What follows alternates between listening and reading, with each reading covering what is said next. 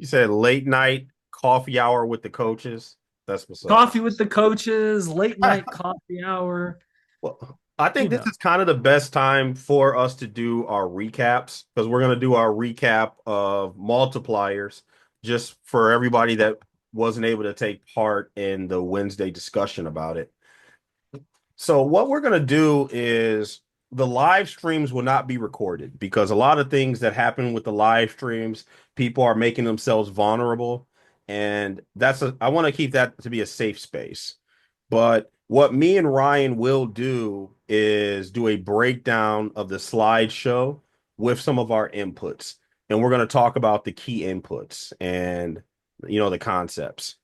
So we're going to start with multipliers, but this is going to be real laid back. Me and Ryan are just going to communicate like we usually communicate. We're actually messing up already. It's supposed to be late night coffee, but I just got water, man. and I just chugged some electrolytes. I mean, it's 11:15 at night. I'm not drinking more coffee. I mean, I'm not already not going to go to bed for another hour or so. That's why you need decaf, my friend. Decaf is so lame. That's like buying a Ferrari or something, and you say, "Yeah, I'm getting the hybrid version, so it gets better gas mileage." It's like, no, man, give me the real coffee.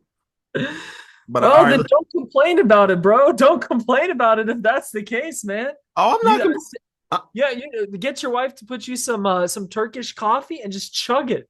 What are you afraid of, man? Just chug no, it. no, no, no. I found out the hard way. You guys in that Turkish coffee. You remember? I was awake for 2 days. I'm a, I already have like the hypomanic thing where I don't sleep a lot because I love to work. But the Turkish Yeah. coffee had me on some like, do I got to go to the ER? Like, I need to sleep. You know But what's funny is because like in our culture, like my mom and I will have tea or even Turkish coffee like after dinner and then go straight to sleep. It's just what we do. yeah, you're built different, man. You're built different. But let's start off the slideshow. Let's knock this out because we can't be here until midnight. Absolutely. You want me to share it? Yeah, you can go ahead and share it. Sweet. 1 second. Yo, I'm the one that usually takes forever with the technology. I'm enjoying this, man. You'll be fine. Don't worry about it. Okay. Okay. Let's. Wow, Terrence cutting me out of the photo already. Love you, Oh, you're bro. in the background somewhere. I'm just gonna gaslight you. Makes sense. Talking bad about me when I'm not there. It's all Okay. good. All right. So let's get right to it. So multipliers, how the best leaders make everyone smart. Yep. So just real quickly, I think this is a really good book to start identifying high level people and high quality people. And these individuals, you can find them in business, you can find them in professional arenas, but you can also find them just around at coffee shops, any group setting. There will often be one or two multipliers. And these are the individuals that help solve problems, that help bring people together, people that others rely on. And you can go ahead and take it from here. Yep. Before getting into a lot of that, I wanted to say something real quick, which is there are three types of people. Really, there are two types with three different outcomes. The people who do nothing, they sit back passively in life and they go with the flow. And the people who try and do something. And with the people who try and do something, they end up either multipliers or diminishers. So we've got to already understand if we're here to talk about improving our life, we've got to be somebody who does something. Yeah. And when we get to doing something, we're going to be multiplier or diminisher. So you talked about multipliers. Diminishers are people who tend to drain the energy or intelligence of people and not allow the full capability of people to really shine. So they tend to step on other people. And to be honest, sometimes it's not intentional. We'll talk about that later at the end of the slideshow. There are ways that we can be unintentional with it, but really, diminishers are trying to put themselves forward by putting other people down, where multipliers understand that even if they can do something, they are still willing to let the wealth of experience and knowledge and strengths in other people play well together, so that where that one person might have been able to do it with three or four people, you can do three or four times the amount of good work. Completely. Yep. Multipliers. So this isn't just something that happens in one setting. This is somebody who takes small steps of leadership or supporting others naturally in everything that they do. Terrence, would you want to add to that? Yeah. It's one of those things with so many companies. They bring in like highly paid consultants. And, I've done a lot of consulting before. Y- A lot of managers think they need to spend more money to get more results. And a lot of it is just your people are not utilizing their teams. They're not utilizing their manpower. They're not utilizing the collective knowledge and abilities, the knowledge, skills, and abilities, the KSAs of the employees. And that's why you want to work smarter and more Yep. capable over time. And So I'm going to give an example because I used to run the largest sports club at my university. mhm, And originally, it was started by a man who had all the knowledge and just wanted to teach it. And so we had 18 people show up regularly. And when I took over, we got to over 80 or 90 people coming a week, with well over 120 that were coming in and out. And the way that I did that with the same amount of people, the same number of officers, is by realizing each one of their strengths and then asking them to play to that, even if it didn't fall under their strict definition of what their job was. So I had somebody who was a history major who loved doing research and wanted to learn how to teach. So I put him on that. Our treasurer was a graphic designer, so I had them help with the lesson plans and the marketing, right?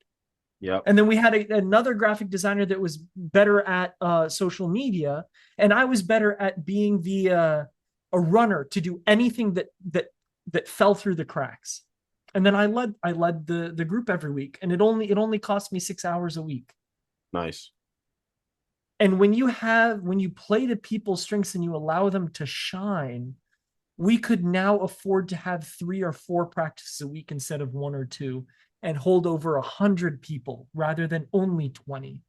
And people, when they recognize that and that warmth and that availability and that fun, we got even more students flocking in.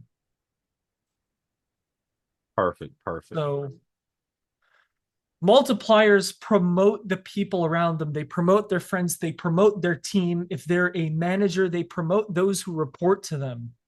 Whether diminishers tend to focus mostly on promoting themselves.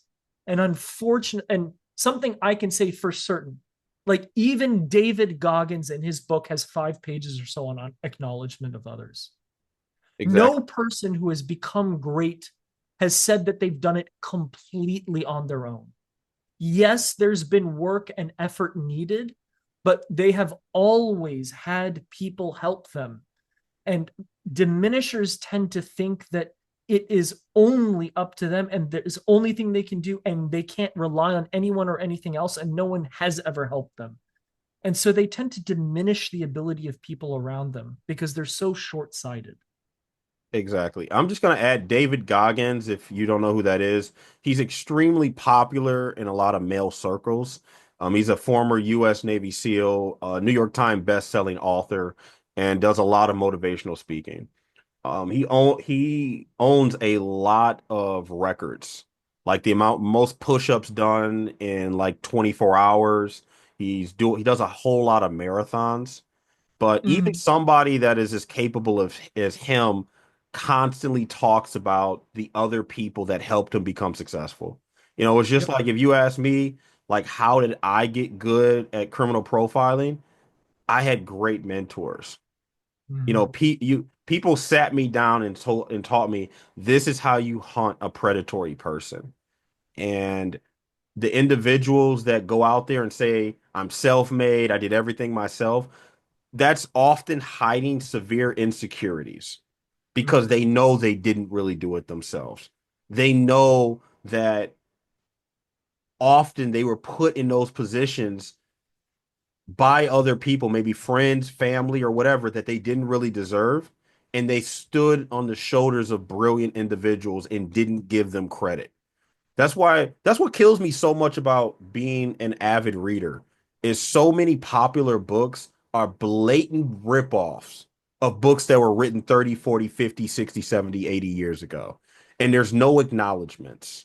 And they're just hoping that the general public won't do their due diligence and search and learn more about the topics. But yeah, let's go ahead and knock this out so we're not here an hour because me and you, Ryan, we could talk all day about this. Sounds good. So this is covering the first couple of chapters, right? If I Yeah, remember correctly. absolutely. Yeah. So in essence, 5 disciplines of a multiplier that we can work on or be more aware of in others around us are talent magnet, liberator, challenger, debate maker, and investor. So we're going to talk just briefly, quickly about each one. A talent magnet is somebody that attracts and develops the people around them, which means that somebody who has a talent wants to be able to produce and shine. A lot of people with talents want to be able to use it. For instance, great singers, people who may want to go sing for their local church. Musicians may want to go put on certain events. Uh, People who can lift a lot of weight, right? And have a lot of time and want to help a community may do community service. But it goes beyond community service and volunteering. Great engineers want to make great products. Great leaders want to lead great opportunities. And the thing with these people is each one of them is looking for an opportunity. And most often they fall into the opportunities that are welcoming them. So when we attract people with talent, when we are open, we are warm, and we give them something of value. But most often, we get rid of people with talent and we don't develop them because we are too critical or judgmental of them and we have opinions way too quickly. We don't prop them up.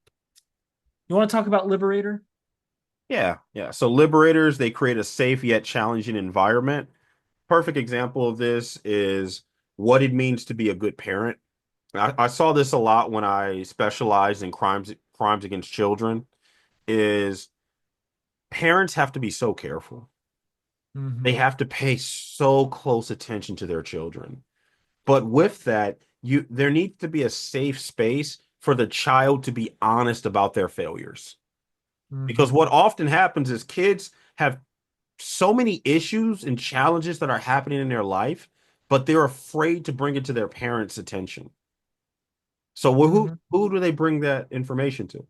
They bring it to their friends, or even worse, they go get advice from social media. Yep. So it's one of those things. If your children are not bringing their problems to you, they're bringing their problems to somebody else, not you. Something to always remember. And I'm just going to flow through some of these real quick. Yep. The challenger, stretching teams to go beyond their limits. Perfect example of a challenger is when we're in the gym, when men are in the gym with their friends, Yes. and, I might say, hey, I can only lift 225 pounds. That's my limit. But then your friend is going to help you go beyond that limit. He might sneak and put an extra 10 or 20 pounds on. And then it's like, oh, I can't lift this. Like, come on, man, you're just being weak. You're stronger than this. I believe in the part of you that believes that you're stronger than this. And then he lifts it. And then afterward, you say, you know what? I thought you could only do 225. You just did 250. Mm-hmm. But that's what you need because endurance is a muscle. Mm-hmm. And is the more you push it, the farther you can go. Like our limits often hit us when we reach discomfort. Mm-hmm. But there's a whole nother level past discomfort that a lot of individuals just they've never taken their life to. They've never taken their body to. They've never taken their mind to. But we look throughout human history, the human body, the human mind is way more durable than we give ourselves credit for. Absolutely. And that takes us into debate maker. Challenging is stretching people to go beyond their limits, maybe physically. But debate maker, when we're talking about encouraging productive discussions, really is taking people's mindset and rooting it back in the ground, taking it out of the clouds and saying, but is this really what we should be doing? Or that's a great idea. Can you take it further than that? So the entire time we are spending with each other, when we're saying productive, we're not wasting our time. We're pushing each other, we're challenging each other, we're adding to it, and we're doing it with excitement. Not to put other people down, to say, I know you can think better than that. I know there's even a better use for your product than what you're thinking. Come on, give me another example. Come on, what's another way we can get this done? And so, not debating in the sense of trying to prove somebody wrong, but more like a discussion sense. Let's uncover something greater that we haven't realized yet, because I know we can. And that gets us into investors. When we're talking about delegating and trusting others to take ownership, when somebody trusts you and says, not only do I need to get this done, not only do I think you can do it, but I know that you can lead yourself in this part. There's another step to pushing somebody and saying, I believe that you can already do it and you're good enough, and I don't need to check in on you. And that does something that people don't realize and don't do often, is that it builds the self-esteem of the people around them. 1000%. Got anything to add, Terrence? Oh no, we can keep going. Cool. Okay. So quickly, mindset of a diminisher in three key areas. They often believe that intelligence, good ideas are scarce and specifically concentrated, usually in themselves. Very self-centered. They think that other people are not possibly as good as them. And so they tend to take charge without really understanding what's going on. And therefore, they assume that they're the smartest person in the room. And because of that, they have to make all the decisions. And again, they're charging in without taking a chance to step back and think about it. And this leads to, if they're a manager, micromanagement, over control, and disempowering behavior. This happens a lot of the time when, it happens to me at work. Mm. I've got a micromanager as a boss. And a lot of the people in my company end up that way because they have a wealth of experience in our field. And a lot of the people under them, like me, may not have it, but that does not mean we don't have the ability to perform the tasks given to us. And so what ends up happening is there's an overbearing site because they believe that they have to do everything themselves rather than lead in a way and teach that experience. Mm. So when it comes to relationships, you want to take this slide, Terrence? Yep, just real quick, here's an example of what diminishers look like in relationships. They micromanage and control decisions, making the other person feel incapable. They make the relationship about their needs, dismissing or minimizing their partner's feelings. They criticize and correct frequently, making the other person feel small. They seek to be the expert or the dominant voice in conversations. Creates dependency, making the other person feel like they need them. Uh, this is what the traditional conversation is like about somebody being a narcissist. Uh, Mm-hmm. People use the word narcissist. I use diminisher a lot just because I, for me, the word narcissist is such a strong word if you've seen truly predatory people. You know what I mean? I'm not talking about somebody being selfish. I find that there's a large percent of the population who are selfish. They've never got over the fact that they're no longer 7 years old and the world doesn't reflect them. But these individuals do portray caringness and love and generosity to other people in their life. Maybe they take care of their nephew. They take care of their niece. They take care of their brother, they take care of their sister. They do all these other things for other people.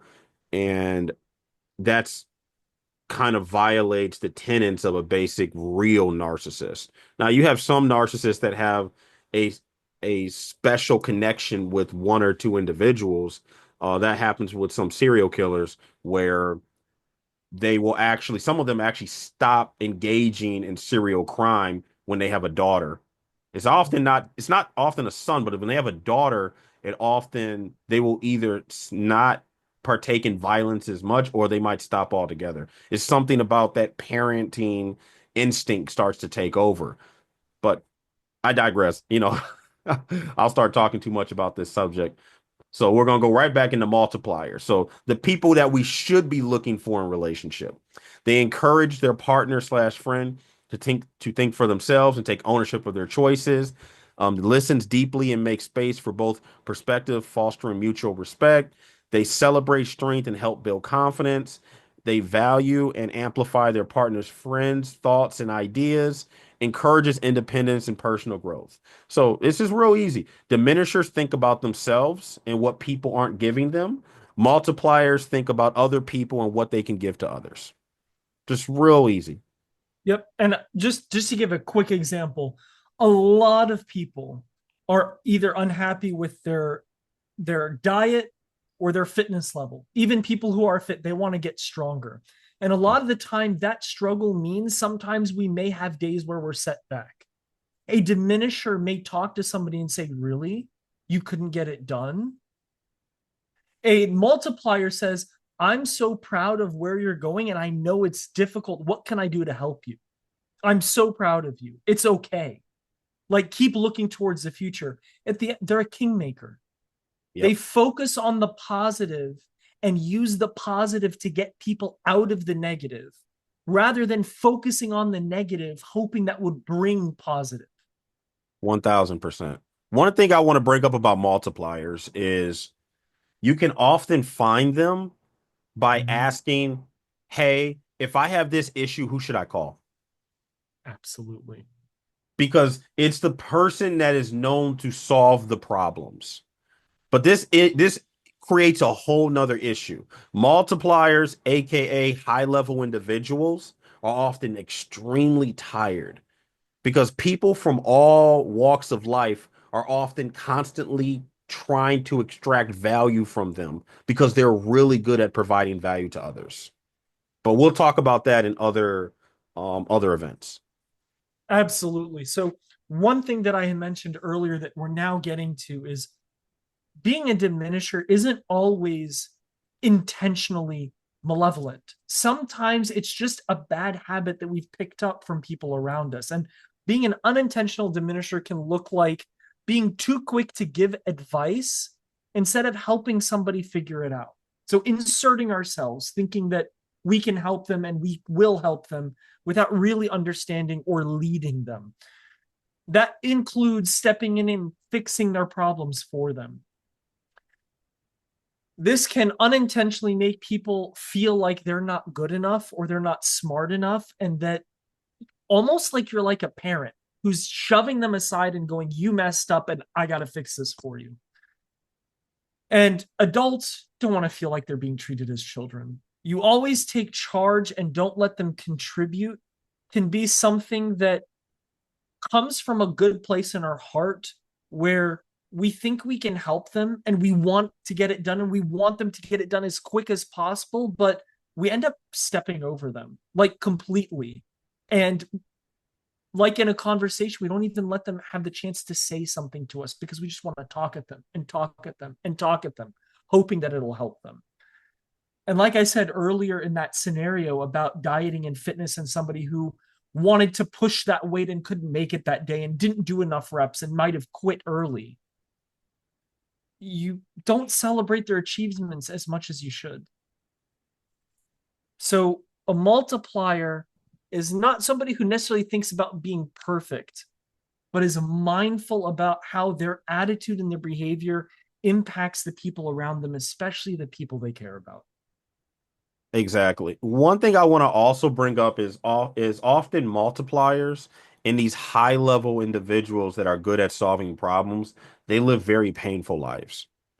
And they live painful lives because the standard that they have for themselves is often remarkably high. Mhm. They're constantly looking at their failures while noticing the greatness that other people have. And it's it's often sad that these individuals that are responsible for giving so much benefit and joy to others, they're often not celebrated. They're used as a resource. They don't, these are people that you often don't see get the recognition because they don't do things for the recognition. These are often the people that have amazing ideas, but their ideas are stolen by other individuals. And people stand on their achievements and claim them as their own. And the multiplier doesn't really care. They're just trying to do good things. But And that's why multipliers marry multipliers, because 1000%. there is no better support system to somebody who truly helps the people around them than somebody who helps them do that even better and helps support them with all the struggles that come with it. Anyone else that diminishes that ability is a nightmare to a multiplier. Yep. And see, a lot of what we're talking about in this group is is really profiling individuals for these types of traits. Mhm. Something that comes up, and I've been getting a ton of emails about this. And this is everything I give is just advice. It's just advice based on my professional career, based on the knowledge that I've garnered investigating and talking to so many individuals, individuals that are living fantastic lives, and individuals that saying their life reflects a dumpster fire would be insulting to dumpsters. What I'm what I really want to hit home is people need to be very selective with the friends they make, with the people they enter that they allow to enter into their life, with the conversations we have with others, divulging information. My argument at all is always this: you're better off waiting for the right people than just inviting anyone. Even if that means you're only dealing with one out of 1,000. That one out of 1,000 individual will provide so much more of a beneficial experience and relationship with you than having 1,000 people that are really ambivalent to your success or your needs. They really don't care.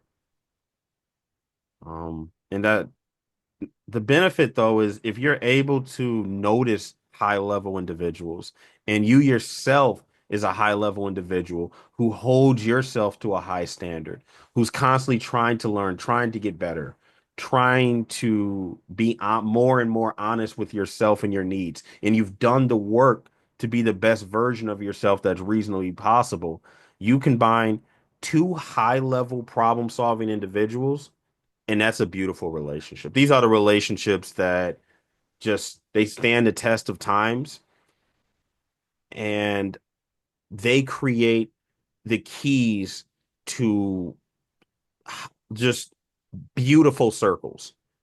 Because people in beautiful relationships, especially in 2024, 2025, they hang out with other people that are in beautiful relationships and they disqualify individuals that aren't. And I wish that there was another way to preserve these relationships, but still invite everyone else into your circle, but it just doesn't happen. It just doesn't happen. If I'm dealing with another man and he lets me know that he's not in a good relationship and he and his wife or he and his girlfriend are unwilling to do the work, that's going to probably be one of the last conversations I ever have with him, unless we're talking about professional, you know, building or maybe, some way for us to make money or something. A But it's business in a separate area. yeah, yeah, business. Yeah, thank you. But Yeah, but if it ain't business, it's like, no, you can't, you're not going to come over here because this mentality that this person has is diametrically opposed to the mentality you have to work with somebody long term romantically. you and I have seen it, unfortunately, with some of the people that we used to call friends, sitting in a circle trying to figure out how to help our community, how to help ourselves in business. Yeah. And when there were just one or two people who weren't at the base level yet, it became an argument for the sake of philosophy rather than for the sake of improvement and moving forward and application. And unfortunately, that group fell apart. And it's the same thing when it comes to married couples. If you're going to bring three married couples together and the fourth is not happy and doesn't know how to function properly, they're going to be jealous. They're going to be angry. They're not going to know how to contribute and they're going to feel left out. And at the end of the day, everyone is going, why are they here? Mm-hmm. So this type of in everyone's lives with all the problems we have, we don't want more dysfunction. And a functional, happy relationship does not want to bring unnecessary risk and harm to the little time that that relationship gets to spend with the people around them. Yeah. It's just it doesn't make sense. 1000. And what I want people to realize is as hard as the situation you may be in now, as hard as it is to look at yourself and maybe change a few things or stick to this, we still need to be thinking about relationships long term because if we've got a good thing, humans don't want a good thing to ever end. If we like it and we're having fun, of course we don't want it to end. And anything that is truly good should not end. I feel like that's one of the pure definitions of what it means to be good is that it should never end and it will always be good. And it ending is actually a bad thing. So when we're thinking about our relationships and wanting a good relationship, do we really see this playing out until we die? Because if I have a good relationship, if I have a good friend, I want to be their friend until I die. And so the little things that compound on each other, like constantly diminishing somebody, if we take it 20 or 30 years in the future, is this going to make you stressed and unhappy and regretful of your situation? Or are you looking at somebody who's a multiplier who every interaction you come with them, you feel like you've become a better person? And 1000. take that to its extreme 20 or 30 years later. That even if you lose everything, you lose your house, you lose your job, you lose your health, is that person going to be beating you down when you're trying your best? Or are they always going to be looking hopeful for what's around the corner and they're going to help you make it?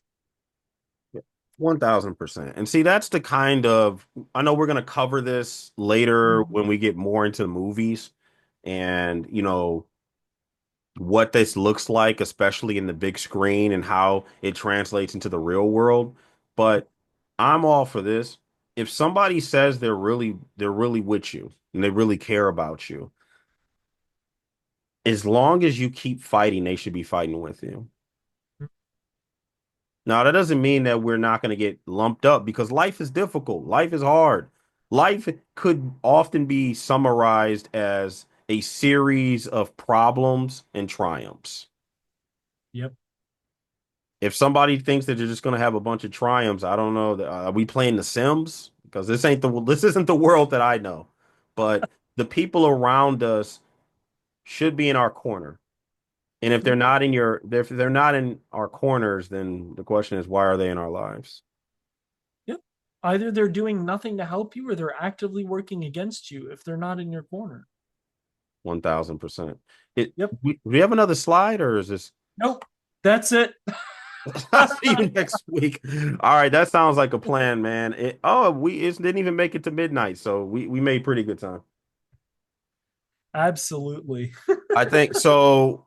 Tomorrow, which is today's Sunday, so I mean, when you're an entrepreneur, it feels you don't even know what day it is because every day is works. Like, It's work, but it's not work. It's constantly improving towards your dreams. That's how I think about it. Sometimes it feels like work, but when you get lost in it and you have a specific purpose, of course you're not going to be keeping track of the days. well, exactly. It's like my mentor, Paul. Like people think they want to like run a business and have 75 employees and all this stuff. I met Paul when I was, I think, 21. So I'm 36 now. In this entire time period, I have never seen him not work Saturdays. I've never seen him not work at least 6 days a week. Mm, Like even when he's on vacation, he's still working.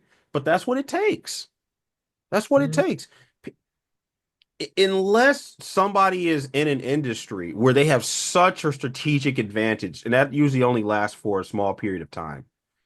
This mhm, is what it takes because there's always somebody out there trying to beat you in business. There's always somebody out there that wants your market share. And he mm, told me, he says, I work in the dumpsters, I work in the garbage industry. There's always somebody trying to steal these clients away from me. mhm. I, but then I think about it. How many times have I ever not worked a weekend? I, you know what? But then when you think about it, it doesn't feel like work because I, I love to write, I love to research, I love to see what's going on, I love to look at criminological theories and modify them. And if I couldn't do that for a week, I would feel so I'll feel incomplete. It's like not going to the gym for 2 weeks. That would be awful. I think a lot of people experience this mostly in college. I cannot imagine a single day where I did not do homework or study in college. Mm. My 6.5 years, not a single day.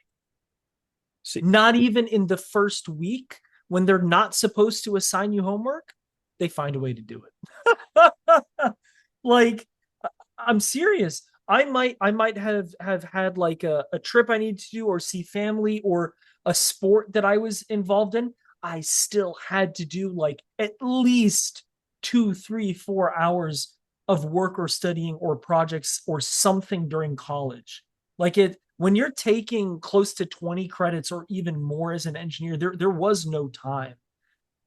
y'all are But insane. getting out of that college atmosphere, I think it's hard to keep doing that when you haven't figured out what your passion is. Mm. And with so many things that run our lives that are distractions and time consuming, like just driving through an hour of traffic every day to go to work if you go to work and you're not remote. I, I mean, people are going to cherish their free time like gold, but I'm not saying that's bad because people do need time to rest. But 1,000. when it comes to entrepreneurs, their rest is the excitement of finding what they've been looking for, finding that train of thought, that resource that they need to go to the next level, and now they're working on it on a Saturday. You make a really good point, and just I'm thinking about that. I can't. It's been so long since I had to report to like a job in person. Yeah. It's been, you know what I mean, where you have to legitimately deal with traffic, and my heart goes out to people that are in traffic. There are Yep. so many studies on how damaging traffic is to our psyches and our bodies. You have to shut off your brain Yeah. for an hour while you hate the fact that you're just sitting in traffic and you can't get home to relax. What would help me back in the day was Audible because I could put Yeah. on a book and I could listen. You basically turn your car into a library, but Yeah. so much of people's lives is often spent doing things that they don't want to do, Yep. to get to places that they don't want to be at, to be around people that they don't like, to move closer towards a life that they're not proud of. Yep. And we wonder why your average person that has a heart attack on Sunday nights or Monday mornings because they're headed to another week of an existence that they're just tacitly a part of, but they're not driving towards. And it hurts. It's so painful, man. Like when I'm dealing with like some of my male clients Yeah. where like they just cry, man. They cry and they cry their eyes out because this is not what they thought their life was going to look like when they were, 15, 16, 17, 18, 19, 20. They just, some of them are 40 in their 40s or 50s, even 60s. And they're just like, you know, Coach Terrence, I just thought I was going to be more successful than this. I I, I thought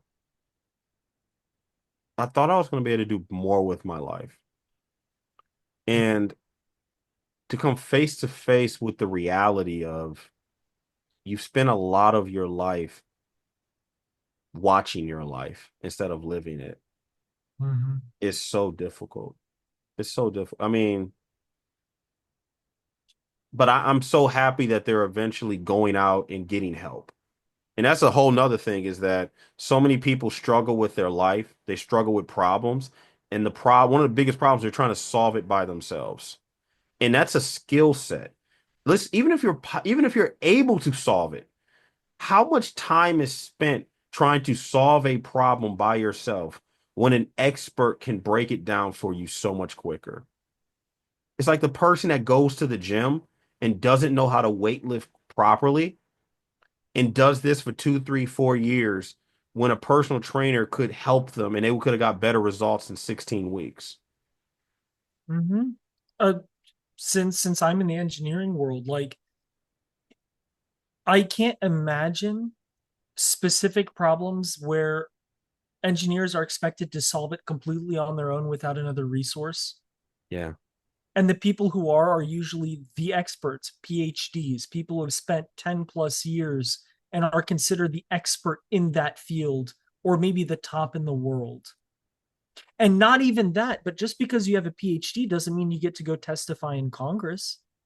In order to testify in Congress as an engineer, you've got to take something called the Fundamentals of Engineering exam. Once you pass it, you have to study 5 years under another engineer who has something called a professional engineering certification. Once you do that, then you've got to take your PE certification. And only then are you considered an engineer who can design things that may be dangerous enough to kill or like harm or kill people. And then those are the engineers that they allow to testify in Congress. Like if a power line goes out and somebody dies because of it, that's the engineer who's going to come and say what really happened. Mm, And then a lawyer is going to argue on who's really to blame. So 1000%. me as an engineer, even with a graduate degree, I am going to go to somebody who's more knowledgeable than me in something, not just to get it done right, but so that I don't waste a whole lot of time that's unnecessary. And with things like engineering and certain jobs and education, it's clearly laid out. And my heart goes out to people because relationships and life in general just hasn't been clearly laid out for people, Mm, and the resources that exist haven't clearly been laid out. And the resources that might have been clearly laid out, those people might have failed them. mm. Well, I had to learn about certain things the hard way because even though my parents might have gotten it right, they didn't know how to teach it to me. And not everyone is a teacher. Just because you can do it doesn't mean you can teach. And what people take for granted is one of the most valuable resources in life is a good teacher, a mentor, a source for information that you know you can trust. In the age of information, the digital age, just because you have access to it doesn't mean you're going to be successful. It requires an extra step of knowing what information you need to listen to, and not even that, where to go. I can access millions of websites, but if I don't know which ones to go to in order to go to the next step of my goals, then it's not going to help me. one, So I feel for people who have spent 10, 20, 30 years trying to figure it out on their own. And I mean, don't give up, but realize that whatever resources you've found, never stop trying to find a better resource. Never stop trying to apply it. And once you find a mentor, somebody or something that really gives you real change that you can see in real time, don't let go of it. Don't take it for granted, really. 1000%.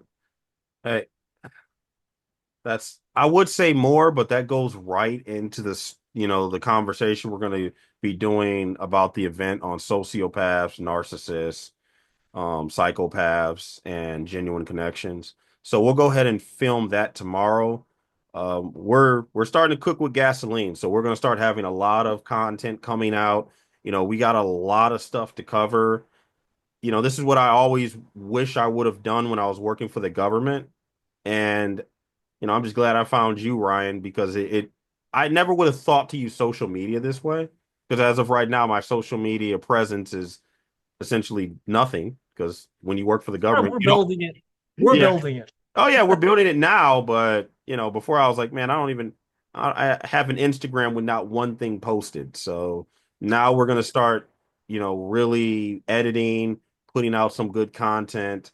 We're gonna be putting out at least 2 videos a week, probably a lot more because this is what we do. So we're as long as the interest is there and as long as the support is there, we have no problem doing, over and above and beyond. And especially because I'm not trying to throw shade, but I really went through the Meetup platform, especially going and looking at a lot of the relationship content out there. And I can just tell that there's other voices and there's other information that could be helpful, especially when we're really attacking the information from another outlet. So stay tuned. Stay tuned. All right, man. Let's go to sleep. It's getting late.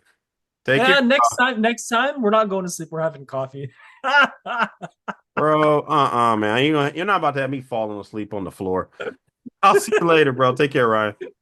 Peace. Peace.